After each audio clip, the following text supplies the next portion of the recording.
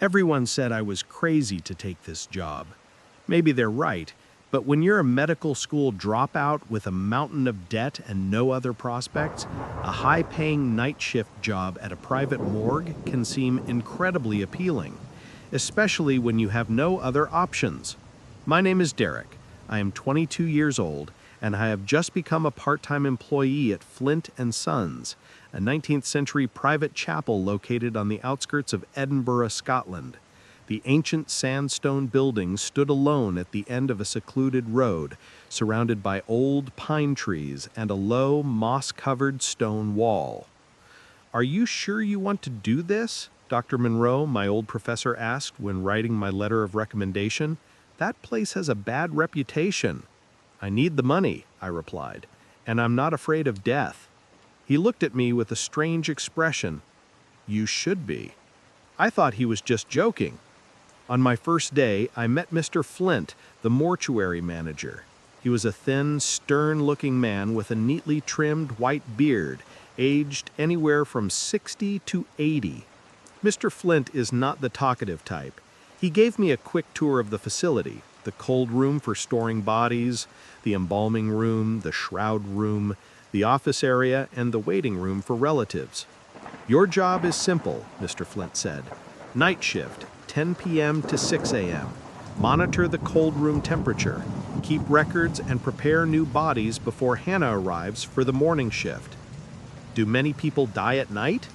"Most people die at night," Mr. Flint replied, not looking at me, "especially from 3 to 4 a.m., the devil's hour." A chill ran down my spine, but I tried to keep calm. "One more thing," Mr. Flint said, handing me a framed piece of paper. "These rules are non-negotiable, no exceptions." I skimmed through the list. Never turn off the lights in the cold room for any reason. Do not talk to the spirits of the dead. Do not open refrigerator number 7 on Thursdays. Always wear gloves when touching the body. Never work alone after 3 a.m. Always lock the main door twice when leaving. If you hear a knock on the door after 10 p.m., do not open it.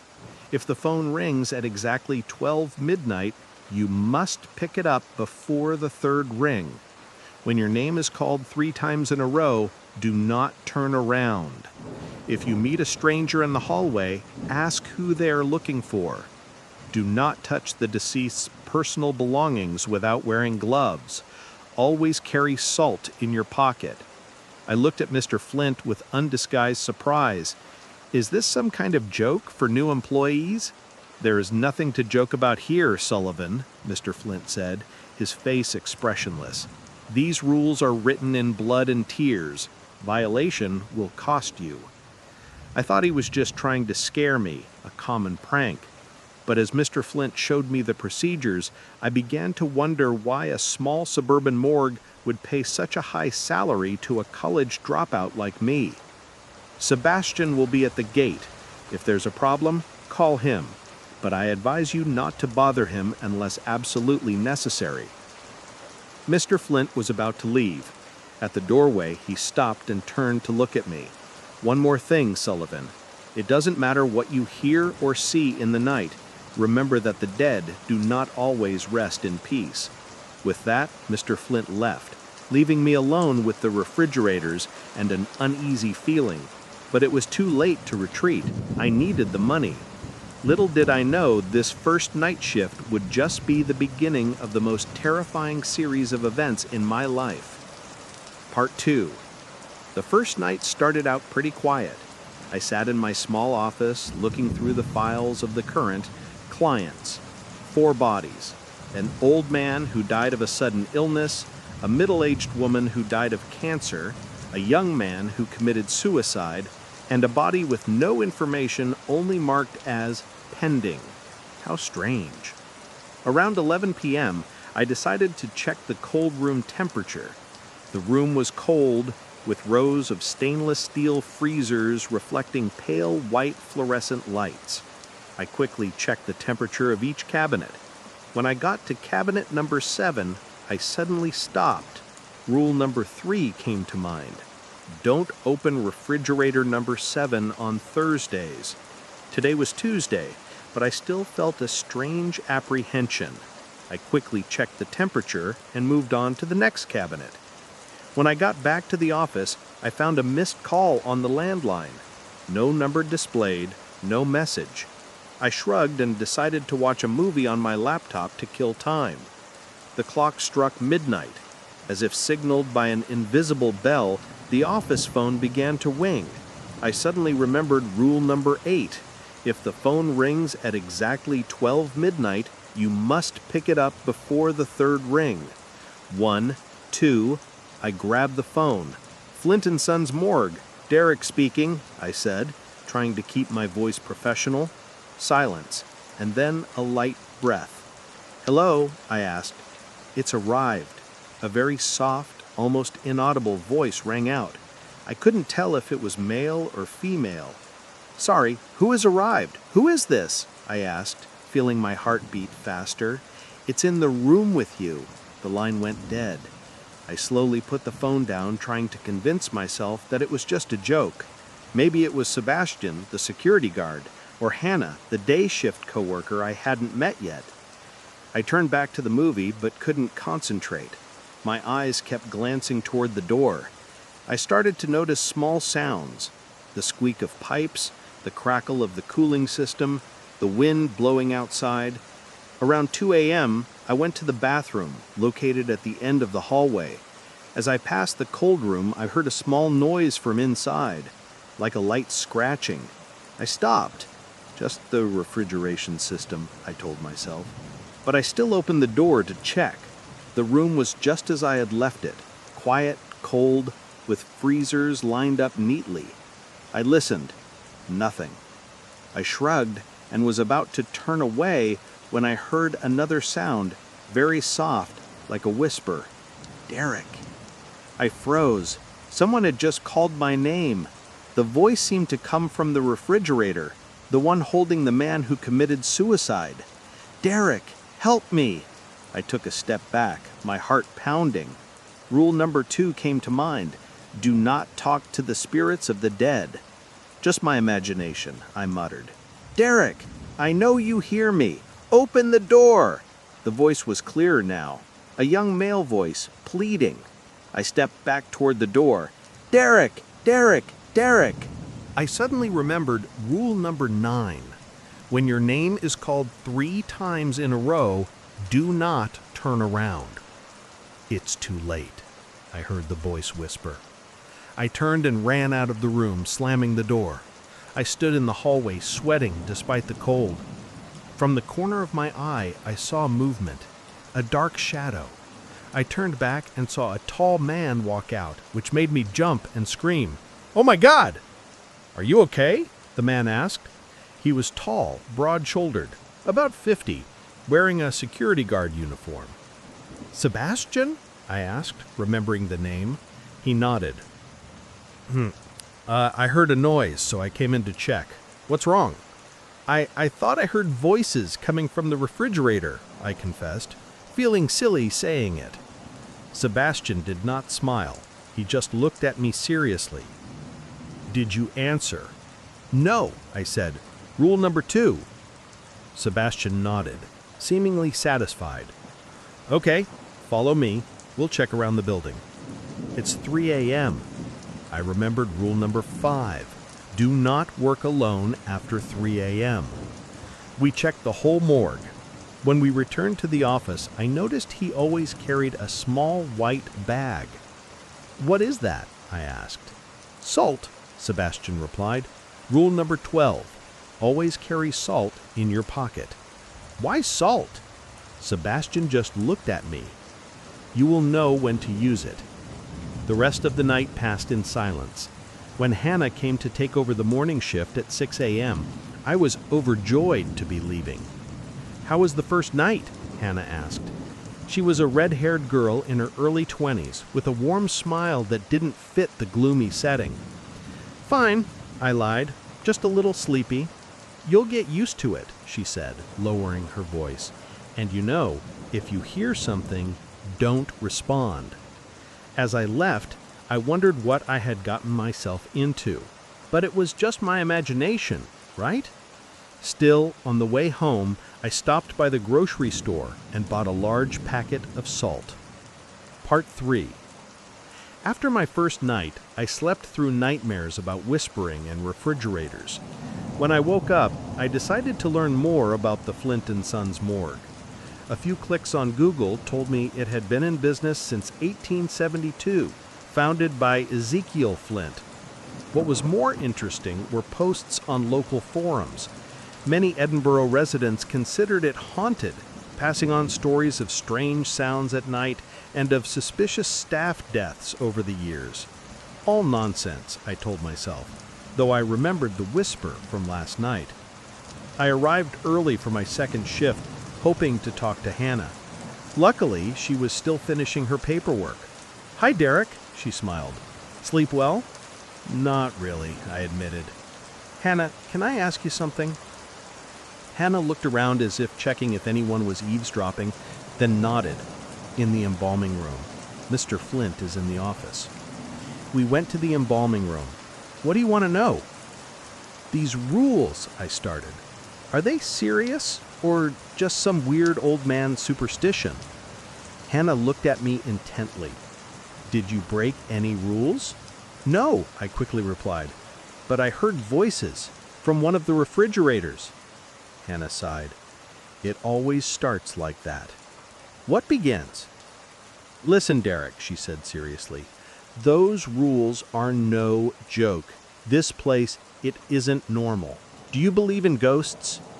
"I believe what I see and hear," Hannah replied, "and I've been here long enough to know that Flint's morgue is not like other places." Hannah told me about the history. Ezekiel Flint, the founder, wasn't just an embalmer. He studied the occult and was said to have performed experiments on the dead, seeking to open the door between the world of the living and the dead. "What about Mr. Flint now?" "Harold Flint, 5th generation. He knows more than he lets on." Hannah lowered her voice. "Do you know why this position is always open? The guy before you, Liam, only lasted 2 weeks." "He quit?" Hannah shook her head. "Liam didn't follow Rule 7. He opened the door when he heard a knock after 10 p.m.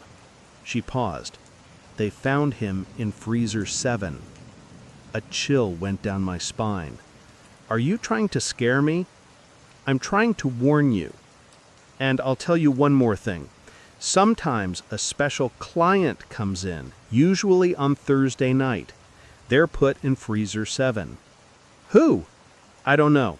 Only Mr. Flint handles those cases, but when they arrive, things always get weird. The whispers get clearer." Hannah checked her watch. "I have to go, but listen, Derek, if you want to survive this job, follow the rules, without exception." When Hannah left, I couldn't deny what I had heard last night. Checking the temperature of the cold room, I tried not to look at locker number 7, where I had heard the voice. It was still empty. Around 11 p.m., the phone rang. I picked it up with caution. "Flint & Sons morgue, Derek speaking." "Delivery incoming, 15 minutes. "At this hour?" "Special case. Mr. Flint has been notified. Prepare locker number 7. Before I could ask more, the line went dead. Locker number 7. Special client. On a Thursday night. I immediately called Sebastian. "I'll be right up," he said, his voice tense. "Don't touch the body, understand? Let me handle it." 15 minutes later, a shiny black hearse pulled up. 2 men in black suits carried in a body bag. They didn't say anything, just handed over a thin file and left. Sebastian opened the file. Mary Winters, age 27. Cause of death, undetermined. "What do you mean, undetermined?" "Don't ask," Sebastian said. "The less we know, the better. Help me get her into locker 7. We put the body bag on the stainless steel table. Sebastian opened the zipper to check, and I caught a glimpse of the woman. Pale skin, long black hair, and lips that seemed a little blue. "She looks strange," I whispered. "Don't look," Sebastian interrupted, closing the bag. "And never talk about her. When we put Mary Winters in locker 7 and closed the door, I could feel the temperature in the cold room drop. Sebastian hurriedly pulled me out. "Remember," he said, "rule number 3. Don't open fridge 7 on Thursdays. Today is Thursday. No matter what you hear, don't open that fridge." Why? I wondered. Who is she? Sebastian just shook his head. "You don't want to know." As I walked down the hallway, I looked back at the cold room and could swear I heard faint singing. A sweet female voice, singing a lullaby. Mary Winters had arrived, and I had a feeling things were about to get much worse. Part 4.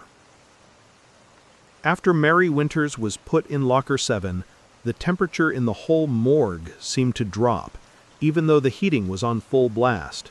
The lights flickered and strange sounds came from the plumbing. Sebastian stayed with me until 4 a.m., quiet and tense. He checked the cold room door every half hour, but never entered. "What do you think will happen?" I asked. "I don't think. I know," Sebastian said. "Cases like Mary Winters, they don't really rest in peace." "You'll be on duty Thursday night?" This was Wednesday night, leading into Thursday morning. "Of course," I said. "I signed up." "Bring more salt," Sebastian said, "and maybe pray." The next morning, Hannah arrived. I heard about Mary Winters. "What happened to her?" I asked. Hannah looked around. "Mary Winters isn't her real name. It's a code name. We get one every few months. Always a young woman, always blue lips, always placed in locker 7. Rumor is they're victims of some kind of ritual. The problem," she lowered her voice, "is that every time a Winters appears, strange things happen in the next 24 hours, especially on Thursday." I went home but couldn't sleep. When I returned to the morgue on Thursday evening, Mr. Flint was there. "Sullivan," he nodded, "I think you've been informed about the client in cabinet 7. Remember rule number 3? Don't open refrigerator number 7 on Thursdays," I said. "That's right," Flint said sternly. "No matter what happens, no matter what you hear, do not open that cabinet. Understood?" I nodded. "Mr. Flint said Sebastian has family business tonight. You'll be alone until 3 a.m. Remember rule number 5. I'll be back at 3. Don't do anything stupid." After Mr. Flint left, I sat in the office, tense. Around 11:45, the phone rang. "Flint and Sons Morgue, Derek speaking." "She's waking up. You need to check cabinet 7. "Who is talking?" I asked, my heart racing. "She needs help. You have to open the cabinet. She can't breathe." I hung up, my hands shaking. Don't open refrigerator 7. Just a few minutes later, I heard noises from the cold room, a light scratching, then a banging. I slowly walked toward the cold room door. Through the small glass window, I couldn't see anything, but the noise continued, scratching, banging, clearly from refrigerator 7. Just the mechanism, I told myself. But then I heard it. A gasp, a soft cry, a woman's voice. "Please, someone, I'm alive, please." I stood there, frozen. Could that be Mary Winters? Is she really alive, or is this a trick? The crying became more desperate. "Please, I can't breathe, it's too cold." I couldn't stand still. I opened the door of the cold room and walked in. I slowly walked to locker number 7, where the crying and screaming came from. "I'm sorry," I said loudly, "but I'm not allowed to open this refrigerator." The crying stopped. After a long silence, a very different voice, deep and scary, sounded from inside. "Then we have to get out another way." A sudden cold air escaped from the crack of refrigerator number 7, and the lights flickered. I backed away. As I turned to run, I saw a dark figure standing in the doorway, a woman in a white dress, her long black hair hanging over her face. I screamed and backed away, hitting refrigerator number 5 and stumbling. I darted to the left, but the woman moved with incredible speed, blocking my way. Who are you?" I stammered. She slowly raised her head. I saw the pale face with the blue lips of Mary Winters, but her eyes were just two black holes. "You broke the rule," she spoke in a voice that was not human. "You belong to us now." At that moment, I remembered rule number 12. I reached into my pocket and took out the salt packet. In a desperate move, I threw a handful of salt at Mary Winters. She let out a blood-curdling scream, her body twisting unnaturally. I took the opportunity to dash through the gap and run outside, slamming the cold room door. I ran into the office, my hands shaking as I dialed Mr. Flint's number. He picked up immediately. "What did you do?" Mr. Flint asked, his voice cold. "I didn't open the cabinet," I said, breathing heavily. "But she's out. Mary Winters, she's in the cold room." "Stay there," Flint ordered. "Sprinkle salt around your desk. Don't leave the salt circle for any reason. I'll be there soon." I did as he said. Then I sat there, my heart pounding. Time seemed to pass forever. I could feel a presence in the hallway, waiting, watching. And then I heard a soft, clear knock on the office door, just a few meters away. Knock, knock. "Derek?" Mary Winters' voice was sweet and seductive.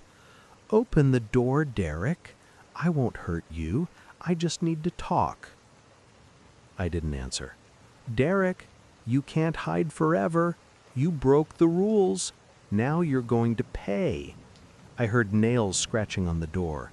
"Derek, open it!" The clock struck 3 a.m. Like magic, I heard the front door open and heavy footsteps. "Flint!" I screamed. "In the office!" I heard Mr. Flint's low voice saying words I didn't understand, like some ancient language. Then Mary Winters' scream, a loud noise, then silence. Ezekiel Flint believed he could communicate with the dead. He wanted to open a passage. He succeeded, in a way. He performed a ritual, using himself as a sacrifice. He died 3 days later, but before he died, he wrote the first set of rules. And Mary Winters? The first real name was Mary Winters, a young woman who died in 1897. But when her body was brought to the asylum, strange things began to happen. Something was using her body as a vessel. Since then, every few months or years, another Winters has appeared. "So they aren't human?" "They used to be," Eliza said. "They use the bodies of the dead as vehicles, trying to find their way back. Ezekiel opened something he couldn't close. Ancient entities. So the rules, the salt, protections. Pure salt is one of the oldest cleansing agents. It saved your life. Harold Flint, the current Mr. Flint, was born to guard that gate. The morgue can't be closed or it would break the seals." As I was about to leave, Eliza grabbed my arm. "Be careful, Derek. Once they recognize you, they won't forget." I returned to the morgue with my head spinning. Sebastian was waiting for me, his expression grave. "I heard you met Eliza. We have a problem. One of Mary Winters' personal effects is missing." "What?" "A silver necklace with a 6-pointed star pendant. It was in her effects bag, but when Mr. Flint checked this morning, it was gone. We need to find it. It's part of what binds the soul. Without it, Mary's soul might not have been completely sent away." That night, I searched everywhere, but there was no sign of the necklace. I started looking through the old files on past Winters cases stored in Flint's office. Over the decades, there had been 27 Mary Winters cases. One file caught my eye from 1972. Mary Winters 18, real name Elizabeth Chen. A note, linked to Winters 1897 by blood. I found similar notes on other files, including the most recent Mary. The Winters were a bloodline. A suspicion began to form. I looked for information on the original Mary Winters from 1897. An old file said she had a daughter, born before her death. It seemed the Mary Winters were not random victims. They were all related to the original Mary. The clock struck midnight. The phone rang. I picked it up. Flint and Son's morgue, Derek speaking. "He's looking for the necklace," a young female voice spoke. Not the ghostly voice I had met, but a normal, almost friendly voice. "Who was speaking?" I asked warily. "The real Mary Winters. The first one." The voice was soft and sad. "We are not the enemies, Derek. We are also victims. Victims of Ezekiel Flint, of the curse he placed on my blood. The necklace, it didn't keep us out. It kept us in. It was a prison, not a protection." "I don't understand," I said. "You will. Tomorrow morning, go to the city library archives. Look up the Flint family records and the 1896 case. You will find the truth." The voice became urgent. "He wasn't the guard. He was the warden." The line went dead. I stood there, the receiver in my hand, a cold feeling running down my spine. Who was telling the truth? Eliza and Flint, or the mysterious voice on the phone? That night, I couldn't stop thinking about the Winters bloodline, the silver necklace, and the real secret of the Flint and Sons morgue. One thing was for sure. I would go to the library tomorrow morning. I needed to know the truth, even if it was terrible. Part 6. After my night shift, I didn't go home to sleep. Instead, I went straight to the Edinburgh Central Library, where the archives housed the city's historical documents. I had to wait nearly 2 hours for the library to open, sitting in a nearby cafe, my mind spinning with questions. The archives were in the basement, a large space with tall shelves full of old documents. An elderly woman named Miss McPherson helped me research the Flint family and the 1896 case. "Ah," she frowned. "That's pretty specific. What are you researching?" "A local history project," I lied. She didn't seem entirely convinced, but she led me to a section of digitized old newspapers. "Perhaps you should start with the Scotsman and Edinburgh Evening News. They covered the case quite extensively at the time." "Which case?" I asked, feigning innocence. Miss McPherson looked up. "The Flint Winters case, one of Edinburgh's most famous scandals of the late 19th century. I thought you were researching it." "I only know a little. Could you tell me more?" Miss McPherson looked around, then sat down next to me. Ezekiel Flint was a wealthy businessman. He was married to Margaret Crawford, but they had no children.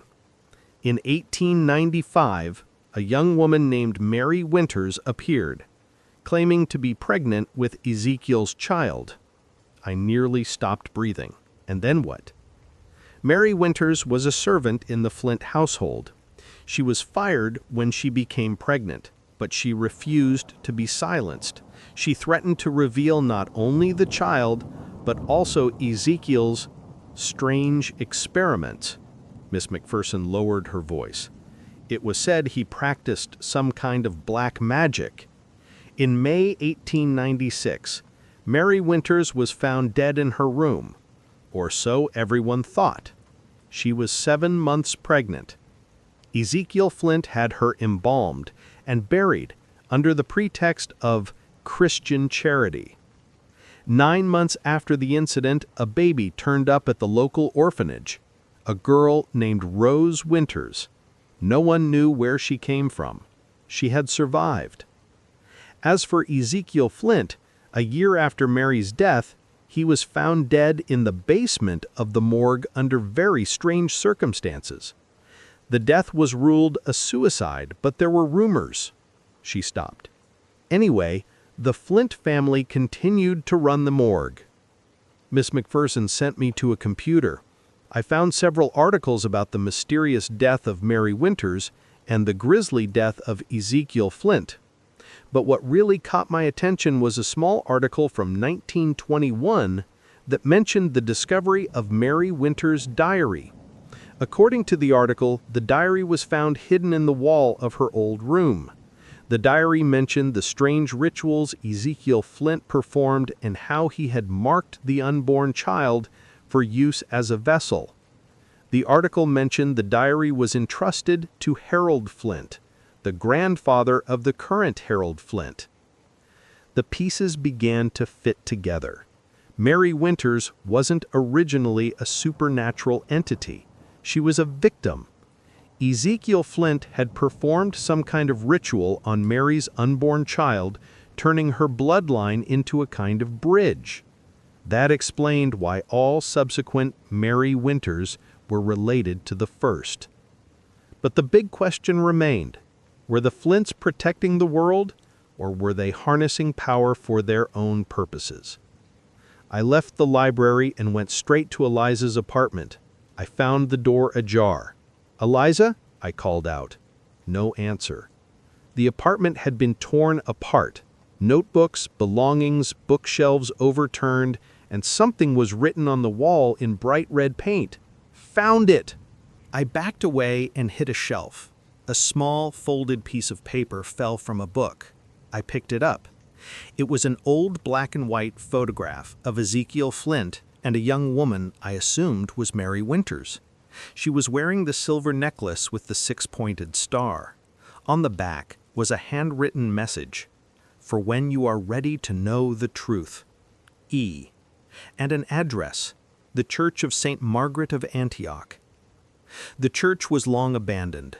At the back, I found a half-open cellar window. Curiosity getting the better of me, I climbed through. I turned on my phone's flashlight. The inside of the church was desolate and cold. Behind the altar, a section of the stone floor had been removed, revealing a passageway down into a crypt. My heart pounding, I slowly made my way down. At the bottom was a small circular room. On the floor was a carved circle with strange symbols. In the center was a stone pedestal, and on it was an ancient cloth-wrapped book. It was Mary Winters' diary. I began to read. Mary was not only Ezekiel's servant, she was also his student. Ezekiel hadn't studied to open a portal, but to close one, an ancient portal located under the land where the church and morgue were built. According to the diary, Ezekiel discovered the portal could only be closed by the sacrifice of a chosen bloodline. He determined that Mary was of that bloodline. But instead of sacrificing Mary, Ezekiel created a solution.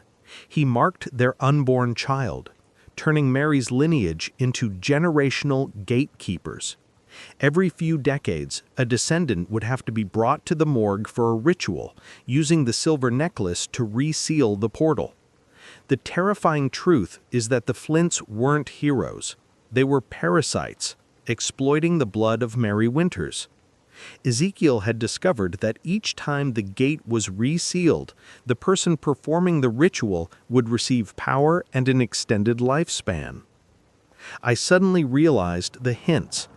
Harold Flint, whose age was impossible to determine, his constant handling of the Mary Winters cases. As I read the last page, I heard footsteps. I quickly hid the diary in my coat and hid behind a stone pillar. Harold Flint entered the room, followed by Sebastian, and between them, held tight, was Eliza Lambert. "I know you gave the photo to him," Flint said angrily. "I had to do the right thing," Eliza replied, her voice weak but firm. "The Winters family has been abused enough." "And what do you think that Sullivan kid can do?" Flint sneered. "He's smart, and he met Mary. She chose him." Sebastian looked around. "We better hurry, sir. The ritual must be completed before midnight." "There's still time." "And we found the necklace." He held up the silver necklace, and it glinted. "You don't understand," Eliza said.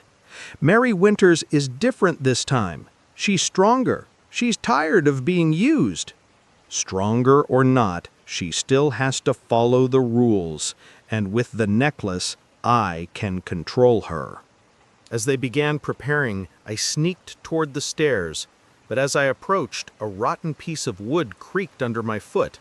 Flint and Sebastian spun around.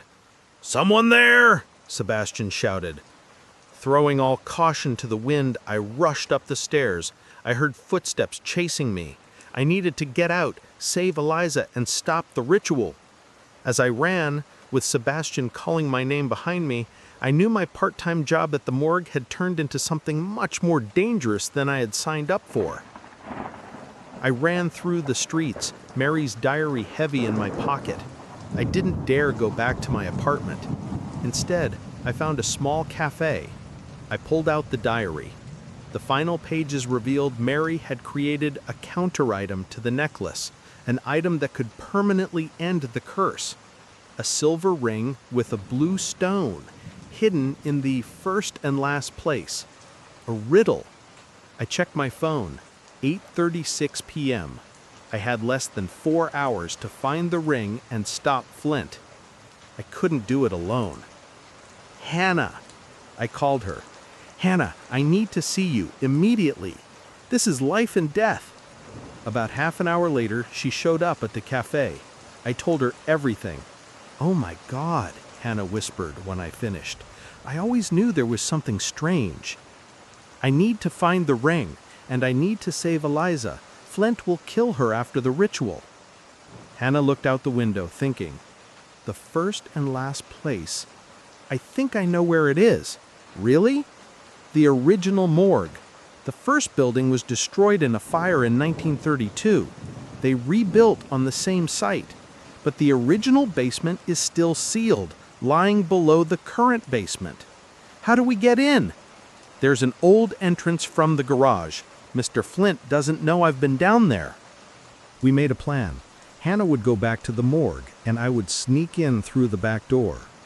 As I hid in the shadows outside the back door, it began to rain. Cold raindrops caressed my face. The back door opened slightly, and Hannah motioned for me to enter. "No one," she whispered, "but we must hurry." Hannah led me down to the current basement. In the farthest corner, behind a coffin stand, was a small, hidden wooden door. She opened the door, revealing a narrow stone staircase leading down into darkness. The old basement was cold and damp. "This place is older than the original morgue," Hannah said. "I think this used to be the wine cellar of a 12th century monastery." We started searching. Time passed and despair began to creep in. And then I realized something. "First and last place," I muttered. "Hannah, it's not just a place. It's a person." "What do you mean?" "Mary Winters, the first to bear the name and the last of her family line to bear that name. Ezekiel was responsible for embalming her, but what if he didn't really bury her? What if she's here?" We looked around, and I noticed one area of the floor was different. The stones were arranged in a circular pattern. We lifted one, revealing a small space underneath. Inside, lying on rotting cloth, was a small casket. Heart pounding, I opened it. Inside was a silver ring with a blue stone, exactly as described, and next to it a piece of paper. "For the last, to break the circle, put the ring on the necklace, say my name 3 times. "We found it," I whispered. As we returned to the stairs, I heard a sound from the basement above. Footsteps. "There's someone up there," I whispered. Hannah turned off her flashlight. We stood still in the darkness. The footsteps stopped at the top of the stairs, and a flashlight beam shone down. "I know you two are down there," Sebastian's voice rang out. "Come up here, and maybe I'll consider letting you live." My heart sank. We were trapped. Sebastian started down the stairs. "Don't make things difficult, Sullivan. Mr. Flint needs that ring." "You know about the ring?" I asked. Sebastian sneered. "Of course. I've worked for the Flint family since 1973. "That can't be," Hannah whispered. "He'd have to be over 70. Sebastian stepped down the last step. "It's a reward for serving the rituals, young lady. Immortality. Not as much as Mr. Flint enjoys, but enough. Now give me the ring. And what if I don't? Sebastian pulled a large hunting knife from his coat. I don't need you both alive to get the ring. I glanced at Hannah. She nodded slightly. Okay, I said slowly, taking the ring out. I win. I pretended to stumble as I walked toward Sebastian, intentionally dropping the ring. As he bent down to pick it up, Hannah suddenly slammed a rotten wooden shelf into him. Sebastian staggered back, and I took the opportunity to pick up the ring and run towards the stairs, Hannah close behind. We rushed up the stairs, hearing Sebastian's angry swearing. We slammed the wooden door shut and pushed the coffin rack in front of it. Won't hold him long, Hannah gasped. We must go, now! We ran through the dark streets, rainwater rushing under our feet. When we arrived at St. Margaret's, we climbed back through the cellar window and went straight to the crypt under the altar. As we approached, we heard singing. Looking through a crack, I saw Flint standing in the middle of the circle. Eliza knelt before him, and lying on the stone table was the body of Mary Winters.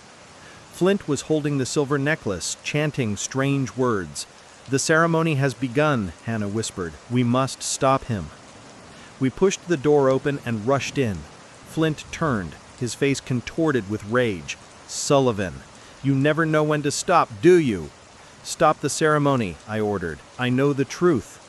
You don't know anything, Flint sneered. This is about keeping the gate closed. If it opens, we all die. Hannah moved towards Eliza and began to untie her.